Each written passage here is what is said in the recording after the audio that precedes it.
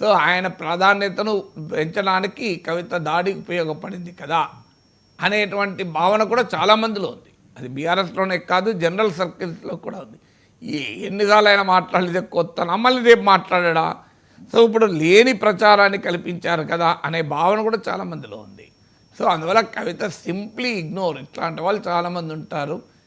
I don't care అని చెప్పాల్సింది పోయి ఎందుకు దాడి చేశారు అనే అందులో దాడి దాకా పోయే వరకు దాడి అనే క్వశ్చన్ వస్తుంది. మాటలు పోయి దాడి మొదలుకు వచ్చింది కదా. సో ఇది అనవసరపు తంటా తెచ్చింది కదా కవిత. ఏంది ఇది? Just ignore. Larger political issues పైన పొలిటికల్ పార్టీస్తో ఫైట్ చేయాలి తప్ప ఇండివిజువల్స్తో ఫైట్ చేస్తే ఏమొస్తుంది? వ్యక్తులతో ఫైట్ చేస్తే ఏమొస్తుంది? పార్టీలతో ఫైట్ చేయాలి.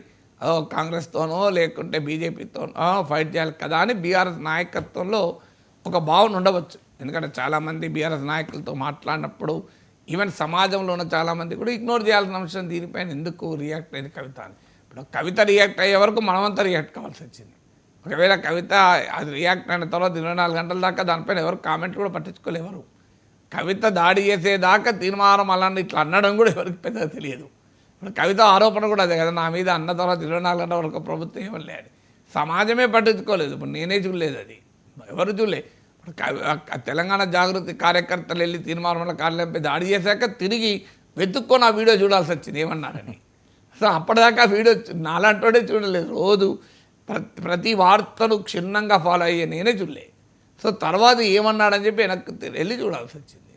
సో అందువల్ల అది దానికి అనవసర ప్రచారాన్ని కూడా కల్పించారు కదా. కొన్ని సందర్భాల్లో జస్ట్ ఇగ్నోరెన్స్, పట్టించుకోం వీటిని, మన ఆ పని ఏం చేసుకుంటే. ఎందుకంటే మన విస్తృత లక్ష్యానికి అడ్డంకిగా వచ్చే మన నేషనల్ హైవే మీద పోతున్నప్పుడు పక్కన చాలా దారులు కనబడతాయి, పిల్లదారులు. మన నేషనల్ హైవే మీదనే పోవాలి తప్ప పిల్లదారుల వెంట ప్రయాణం చేయకూడదు. పిల్లదారులు ఉన్న వాళ్ళు కవించినా, రెచ్చగొట్టినా, ప్రొవోకే చేసినా అనేది ఒక థీరీ ఉంది. ఇది మూడో థీరీ ఏంటంటే కవితకు బీఆర్ఎస్కు మధ్య డిస్టెన్స్ పెరిగింది. ఎందుకంటే కవిత సింగరేణి కాలనీస్ ప్రాంతానికి పర్యటనకు వెళ్ళినా ఎవరు బీఆర్ఎస్ నాయకులు వెళ్ళలేదు. సో ఆమె కేసీఆర్ కాళేశ్వరం విచారణకు వెళ్ళినప్పుడు ఆమంతరం ఆమె వెళ్ళి కాన్వాయ్లో జరిగింది తప్ప ఎవరు పట్టించుకోలేదు. బీఆర్ఎస్ నాయకులు క్లియర్ డిస్టెన్స్ మెయింటైన్ చేస్తున్నారు. ఎందుకంటే ఆమె ఆల్రెడీ మిసైల్స్ ప్రయోగించింది. ఆమె ఎక్కడ అన్చార్టెడ్ ఏర్పడుతో తెలియదు. ఇప్పటికీ మా నాయకుడు కేసీఆర్ అంటోంది, కానీ దయ్యాలు ఇలాంటి మా ప్రస్తావన తీసుకొచ్చింది. సో అందువల్ల ఇప్పుడు ఆ స్ట్రాటజిక్ సైలెన్స్ అంటారు, వ్యూహాత్మక మౌనం బీఆర్ఎస్ నాయకులు కవిత విషయంలో పాటిస్తున్నారు. అది థర్డ్ ఫ్యాక్టర్గా ఉండవచ్చు. సార్ ఇందులో రాజకీయాలకు వచ్చేసరికల్లా ఇంకా తమ్ముడు ప్యాకెట్ అని సందంగా ఉండాల్సిన అవసరం ఉందా? అక్కడ కూతురు సోదరి కదా సార్ వాళ్ళిద్దరికి, కేసీఆర్ గారికి కేటీఆర్ గారికి. అసలు రాజకీయాలతో సంబంధం లేకుండా కూడా ఖండించాలి కదా.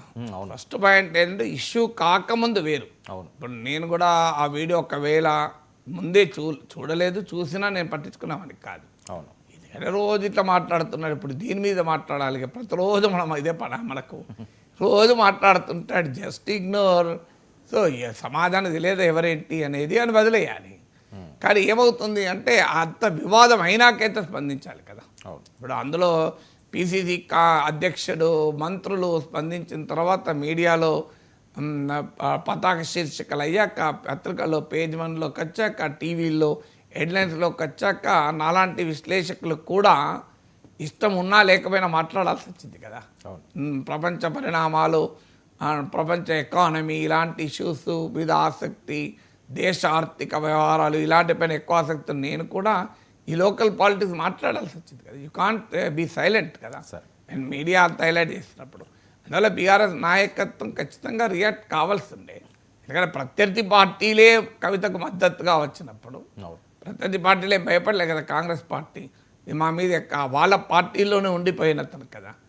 అంత కాంగ్రెస్ పార్టీ ఏమీ భయపడలే కదా. మీకు మహేష్ కుమార్ గౌడ్, పొన్నం ప్రభాకర్ కవితపై మాటలు వ్యతిరేకించారు కదా. సో దాడి పట్ల ఎవరేమీ అభిప్రాయం చెప్పినా దాడిని సమర్థించాల్సిన అవసరం లేదు. తీర్మాన మండలి కార్యాలయంపై దాడిని ఎవరు సమర్థించరు. అది దాడే కాదని తెలంగాణ జాగృతి చెప్తుంది. మేము నిరసనకు వెళ్ళాము అని. అది పోలీసులు తేల్చాలి, నిరసన దాడా ఏ పరిస్థితి. కానీ ఫండమెంటల్ పాయింట్ నిరసన తెలపడానికి ఇందిరా పార్కులు ఉంటాయి కదా.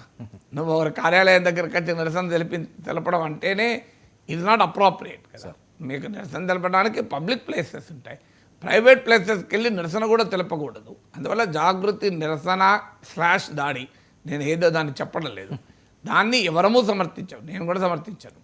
కానీ బట్ దానికి కారణమైన ప్రాతిపదికైన మాటలైతే హారిబుల్ కదా. అవును. సో అది అశ్లీలమైనవి, అసభ్యకరమైనవి కదా. సో మహిళల్ని గౌరవించిన మన సాంప్రదాయం అని మహేష్ కుమార్ గౌడ్ కూడా అన్నాడు. ఈ మాట అనడానికి బీఆర్ఎస్ నాయకులకు ఇబ్బంది ఏముంటుంది?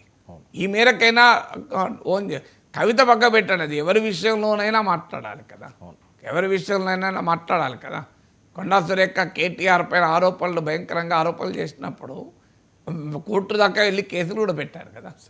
ఆమె బీసీ నాయకురాలని చెప్పి వదిలేయలేదు కదా, మళ్ళీ ఇది బీసీ యాంగిల్ వస్తుందేమో అని వదిలేయలేదు కదా. సో కేటీఆర్ ఇది నా క్యారెక్టర్ అసాసినేషన్ అని చెప్పి పొలిటికల్గా ఎదుర్కొన్నారు, లీగల్గా కూడా ఎదుర్కొన్నారు. బీసీ నాయకురాలు ఎందుకు పెట్టుకున్నాను వదిలేయలే కదా.